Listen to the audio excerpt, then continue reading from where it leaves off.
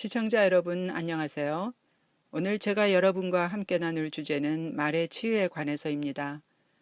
우리는 하루에도 수많은 말을 하면서 살아갑니다. 그러나 자신이 하는 말이 얼마나 큰 영향력을 갖고 있는지에 대해서는 잘 모르고 있는 것 같아요. 때문에 많은 분들이 하나님의 자녀가 되었지만 말하는 습관은 믿지 않을 때나 다름없이 여전히 바뀌지 않은 것을 봅니다. 우리가 하는 말 때문에 얼마나 많은 사람들에게 상처를 주고 있는지 미처 깨닫지 못하고 있어요. 상대방을 도와주려고 한 말조차도 위로와 격려를 주기보다는 도리어 상처를 주고 그래서 시험에 들게 합니다. 특히 이런 말로 인한 피해는 가족 간에 더 심한 것을 볼 수 있어요. 우리의 부정적인 말로 인해 얼마나 자신의 배우자와 자녀들의 삶을 가로막고 있는지 알지 못하고 있어요. 실제로 부모님들이 홧김에 자녀들에게 한 말이 그 자녀의 장래를 가로막는 저주가 된 경우도 보았습니다. 우리가 하는 말이 얼마나 큰 권세가 있는지 잘 알지 못하기 때문이죠. 성경은 말의 권세에 대해서 어떻게 말하고 있는지 한번 볼까요? 야고보서 3장 8절에서 10절 말씀입니다. 혀는 능히 길들일 사람이 없나니 쉬지 아니하는 악이요 죽이는 독이 가득한 것이라.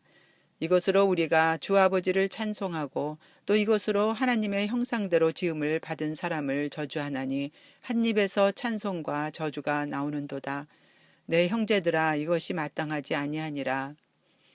우리의 혀가 얼마나 길들이기 힘든지 또 우리의 말이 변하지 않으면 얼마나 위험한지에 대해 경고하고 있어요. 우리가 말씀을 많이 보고 또 기도도 열심히 하지만 좀처럼 예수님의 성품을 담지 못하는 이유는 아직 우리의 혀가 다스려지지 않았기 때문이라고 생각해요.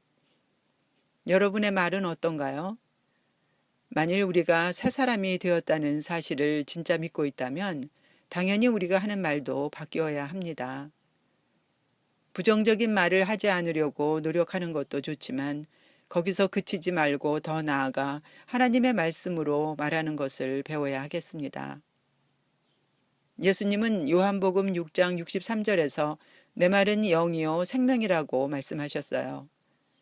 부정적인 말을 그치고 대신 주님의 말씀을 선포할 때 내 안에 계신 주님께서 내 입을 통해 말씀하세요. 그리고 그 말씀은 영이고 생명이기 때문에 내가 말할 때 성령의 능력이 나타나게 되는 것입니다. 지금 자신이 겪고 있는 문제 때문에 계속해서 부정적으로 말하고 있다면 그 상황은 결코 나아지지 않고 오히려 더 나빠질 거예요. 이제부터라도 저주와 화를 불러들이는 말을 그치고 대신에 생명과 축복을 불러오는 말을 해야 합니다. 또 로마서 4장 17절을 보면 하나님은 죽은 자를 살리시며 없는 것을 있는 것으로 부르시는 분이라고 말합니다. 하나님의 말씀은 지금 내게 없는 것을 있게 만들 수 있는 창조적인 능력이 있어요.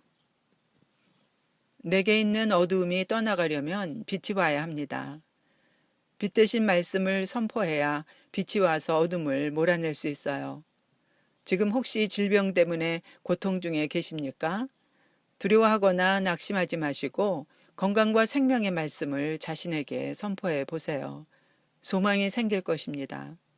가난하다면 부요함의 말씀을 선포하고 염려가 있다면 주님이 주시는 평안의 말씀을 선포해 보세요.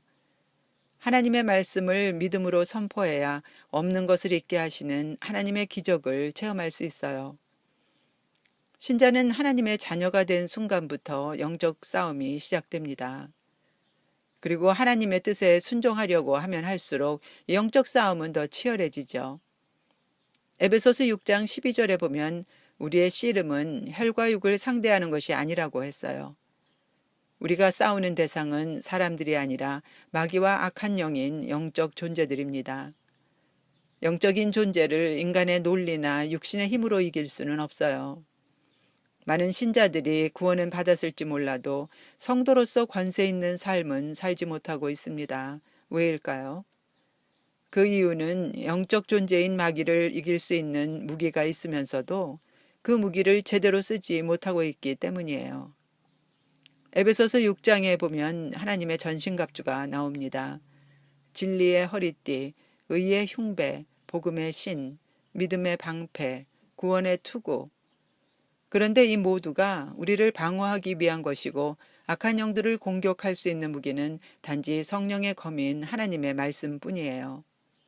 영적 싸움에서 신자가 써야 할 유일한 무기는 말씀을 선포하는 자신의 혀입니다. 우리의 혀로 살아있는 하나님의 말씀을 선포해야 마귀를 이길 수 있어요. 우리가 선포한 하나님의 말씀은 성령의 검이 되어 악한 영들의 계략을 깨뜨리고 견고한 진을 무너뜨립니다. 그러나 문제는 우리의 혀가 하나님과 마귀 중에 누구의 도구로 쓰이느냐 하는 것이에요.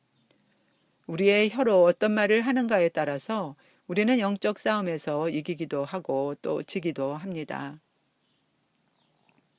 하나님은 우리에게 많은 은혜를 주시지만 우리의 원망과 불신의 말 때문에 받은 은혜를 도로 쏟아버리곤 합니다.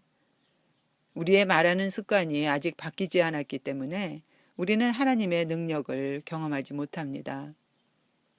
때문에 부정적인 말이나 원망과 불평의 말을 하고 싶을 때는 이런 육신의 욕구를 바로 십자가에 못 박아야 합니다.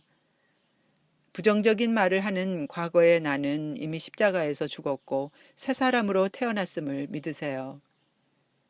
그리고 자신의 혀를 절제해서 불신의 말을 그치고 대신에 믿음의 말을 하세요. 이렇게 하는 것이 바로 날마다 자기를 부인하고 자기 십자가를 지는 것입니다. 우리의 말의 권세를 바로 사용하게 될 때 교회는 비로소 권세를 회복하고 신자들은 능력 있는 삶을 살게 될 것이에요. 성경은 행위의 열매에 대해 말하면서 입술의 열매 또한 있다고 말하고 있어요. 잠언 18장 21절을 보겠습니다. 죽고 사는 것이 혀의 권세에 달렸나니 혀를 쓰기 좋아하는 자는 그 열매를 먹으리라. 또 잠언 6장 2절은 이렇게 말합니다. 내 입의 말로 네가 얽혔으며 내 입의 말로 인하여 잡히게 되었느니라. 실제로 민수기 14장에 보면 이런 내용이 나와요. 광야에서 이스라엘 백성들이 차라리 죽는 것이 낫겠다고 하나님을 원망하니까 하나님께서 이렇게 말씀하셨어요. 너희 말이 내 귀에 들린 대로 내가 너희에게 행하겠다고 하셨어요. 그리고 그 결말은 우리가 다 알듯이 불평하고 하나님을 원망했던 이스라엘 백성들은 광야에서 모두 다 죽게 되었습니다. 우리가 말을 할 때 사람만 듣는 것이 아니라 하나님도 들으시고 마귀도 듣습니다. 우리가 믿음의 말을 하면 하나님께서 들으시고 응답해 주세요. 그러나 불신의 말을 하면 마귀의 편을 들게 돼서 악한 영들에게 문을 열어주게 돼요. 때문에 내가 바라는 축복 대신에 오히려 내 삶에 저주를 불러오게 됩니다. 그래서 성경은 우리가 한 말에 대한 책임이 바로 우리 자신에게 있고 때문에 하나님이나 다른 사람을 원망할 수 없다고 말하고 있어요. 어떤 분들은 하나님은 왜 다른 사람만 축복하시고 나는 축복해 주시지 않냐고 하나님을 원망합니다. 자신이 축복받지 못하는 원인을 하나님께로 돌리며 하나님을 탓합니다. 그러나 그 원인은 하나님께 있지 않고 바로 불평하고 원망하는 자기 자신에게 있음을 알지 못하고 있어요. 하나님은 우리를 차별하시는 분이 아니세요. 하나님은 모든 사람을 축복하길 원하십니다. 신명기 30장 19절에 보면 생명과 사망과 복과 저주를 내 앞에 두었다고 말씀하셨어요. 하나님은 이미 모든 사람에게 축복과 저주의 선택권을 똑같이 주셨어요. 하나님이 미리 결정해서 누구는 축복하시고 또 누구는 저주하시는 것이 아니라 축복 대신에 저주를 선택하는 사람은 바로 나 자신인 것입니다. 우리는 불신의 말을 그치고 믿음의 말을 함으로써 저주가 아닌 축복을 선택해야 합니다. 전에 치유를 받으러 왔던 한 자매가 있었어요. 이 자매는 주님이 주신 비전을 갖고 미국에 왔습니다. 그러나 막상 미국에 와보니 생각대로 길은 열리지 않고 경제적으로 아주 힘든 상황이 되었어요. 저도 자매의 얘기를 들으면서 하나님께서 이렇게 헌신된 자매님의 삶을 왜 풀어주시지 않는지 참으로 안타깝고 답답했어요. 그런데 치유를 하면서 주님이 제게 주시는 생각은 이 자매에게 있는 하나님을 원망하는 마음이 기도의 응답을 가로막고 있다는 것이었어요. 그래서 자매에게 하나님을 원망하면 하나님께서 자매를 축복해 주실 수 없다고 말해주고 하나님을 원망한 죄를 회개하게 했어요. 그러자 신기하게도 사방이 막힌 것처럼 보였던 상황이 서서히 풀리기 시작했어요. 하나님께서 생각지도 못했던 길로 자매에게 좋은 직장을 주시고 또 사람들을 통해 도움을 받게 해 주셨어요. 이것은 단지 이 자매만의 경험이 아니라 우리 모두가 주님의 일꾼으로 준비되기 위해서 겪어야 하는 과정입니다. 우리가 주님께서 주신 소명을 따라가려고 하면 주님은 우리를 그렇게 쓰시기 위해서 먼저 우리를 다듬으세요. 그래서 우리를 연단하시기 위해 고난을 허락하세요. 그러나 우리는 이 과정에서 종종 낙심하고 하나님을 원망하는 마음을 가질 수가 있어요. 그리고 마귀는 이런 우리의 원망과 낙심을 통해 우리를 쓰러뜨리려고 공격합니다. 마귀는 어떻게 해서든지 우리가 하나님을 오해하고 불신해서 시험받고 실패하게 하려고 온갖 계략을 씁니다. 우리는 믿음에 있어서는 어린아이 같이 돼야 하지만 마귀와의 영적 싸움에 있어서는 어린아이 같아서는 안 되겠어요. 하나님이 주시는 지혜로 마귀보다 지혜로워야 합니다. 지금 여러분의 입술은 어떤 열매를 맺고 있나요? 지금 여러분의 혀는 하나님과 마귀 중에 누구의 도구로 쓰이고 있나요? 믿음을 말하고 있나요? 아니면 불신을 말하고 있나요? 마귀는 우리를 죽이고 빼앗고 멸망시키기 위해서 먼저 우리의 입과 혀를 지배하려고 한다는 사실을 깨달아야 합니다. 신자나 불신자나 상관없이 인간은 모두 다 자신의 꿈을 이루기를 소망합니다. 하지만 원한다고 해서 모두가 자신의 꿈을 이루는 것이 아니라 오직 긍정적인 사람들만이 자신의 꿈을 이루어가는 것을 볼 수 있어요. 이 원칙은 하나님의 자녀인 우리에게도 똑같이 적용됩니다. 우리가 아직도 하나님을 몰랐던 과거의 습관대로 부정적으로 생각하고 말하면서 하나님이 주신 꿈과 비전을 이루기를 기대할 수는 없어요. 심은 대로 거두는 것은 하나님의 법칙입니다. 지금 무엇을 심는가에 따라서 나의 미래가 결정돼요. 내가 원하는 미래가 오기를 아무리 간절히 원한다 해도 지금 올바로 심지 않는다면 내가 기대하는 미래는 절대로 오지 않습니다. 그러면 어떻게 해야 할까요? 복된 미래가 오게 하려면 두 가지 방법으로 심어야 합니다. 하나는 하나님의 말씀을 말로 심는 것이고 또 다른 하나는 그 말씀에 순종하는 행위로 심는 거예요.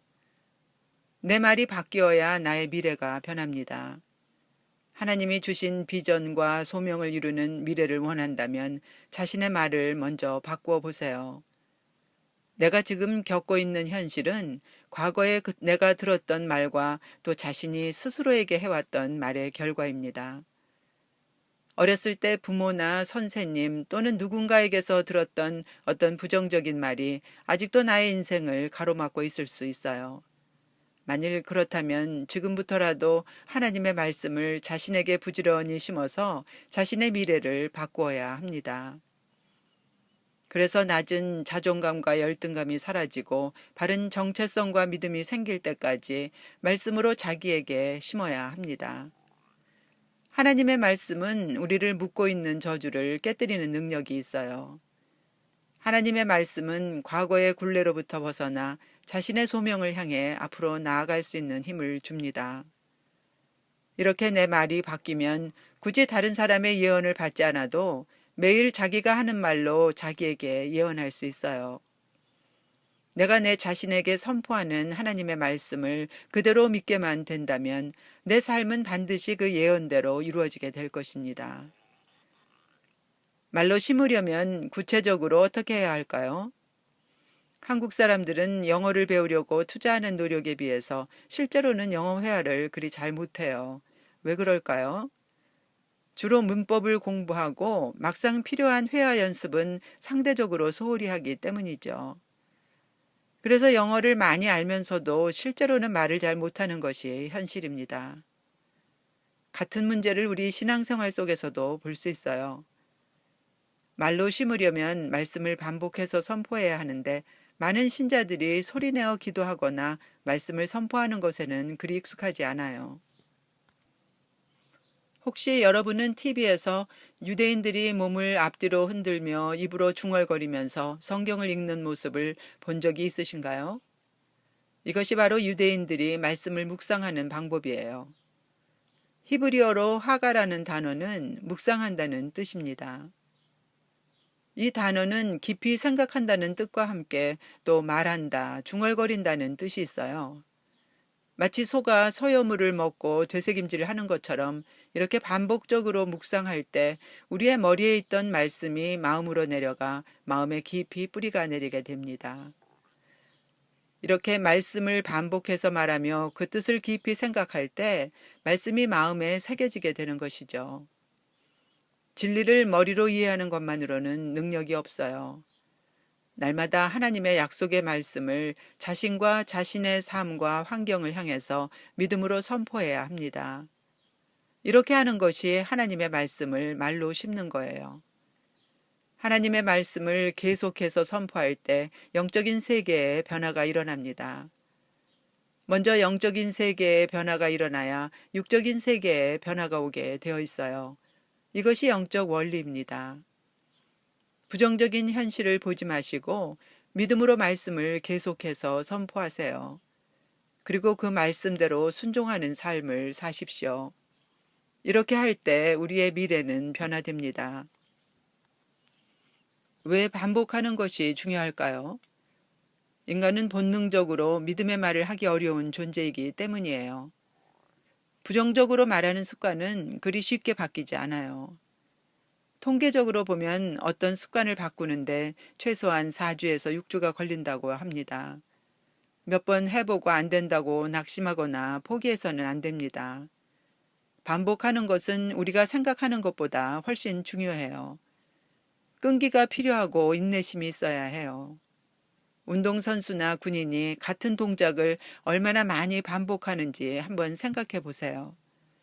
영적 군사가 되기 위해서도 마찬가지입니다. 여러분이 아무리 대단한 열심이 있다 해도 아직 혀와 입술이 주님께 순복되지 않았다면 하나님께 축복을 받을 수도 없고 자신의 소명대로 쓰임을 받을 수도 없어요. 그렇기 때문에 믿음의 말을 하는 훈련이 무엇보다도 중요한 것입니다. 우리가 하는 기도는 어떤가요? 우리의 기도 역시 바뀌어야 해요. 우리의 기도는 주님께 도와달라고 간구하는 내용이 기도의 대부분을 차지합니다. 그러나 막상 기도의 열매는 그리 많지 않은 것을 봅니다. 아무리 많이 기도한다 해도 주님의 뜻보다는 내 생각과 내 뜻대로 기도했기 때문에 열매가 없어요. 이처럼 간구하는 기도가 우리의 기도의 대부분을 차지해서는 안 되겠어요. 우리는 말씀으로 기도하는 훈련이 필요합니다. 어떻게 하는 것이 말씀으로 기도하는 걸까요?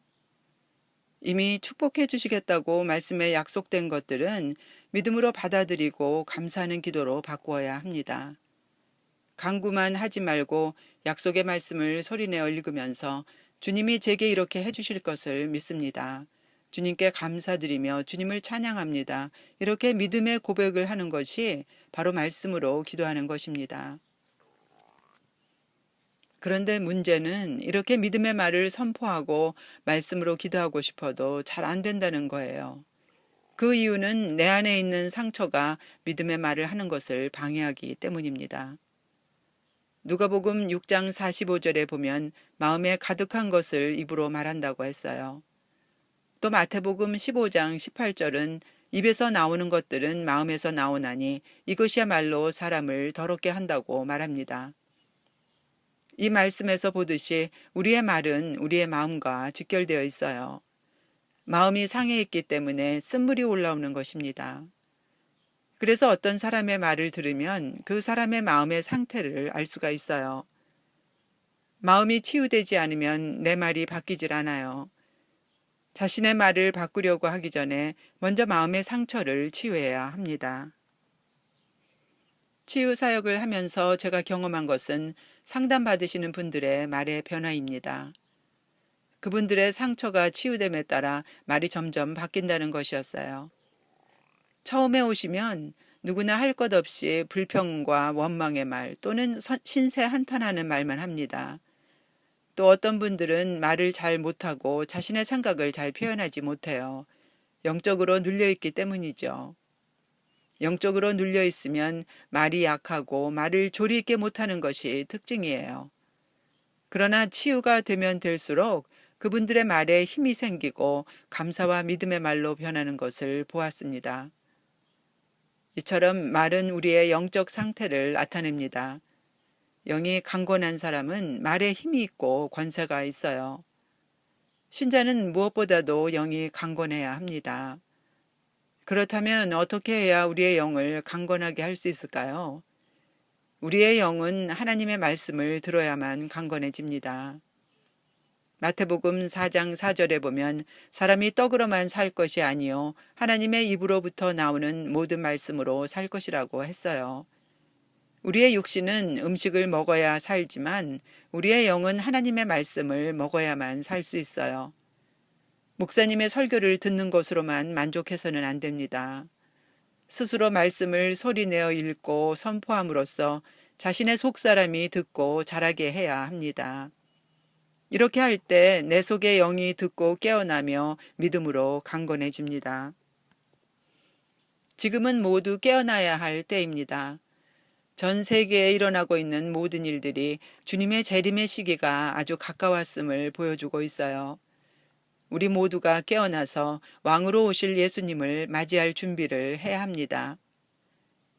우리의 말이 바뀌지 않고 다스려지지 않는다면 하나님은 우리를 당신의 도구로 쓰실 수가 없어요. 우리의 마음이 치유되고 또 말이 치유될 때 하나님은 우리 각 사람을 통해 당신의 놀라운 일들을 행하실 것입니다.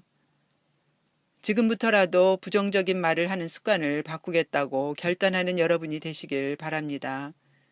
여러분 모두가 말씀을 선포하고 또 말씀으로 기도함으로써 주님의 재림을 준비하는 하나님의 귀한 일꾼들이 되시길 바라며 시청해 주셔서 감사합니다.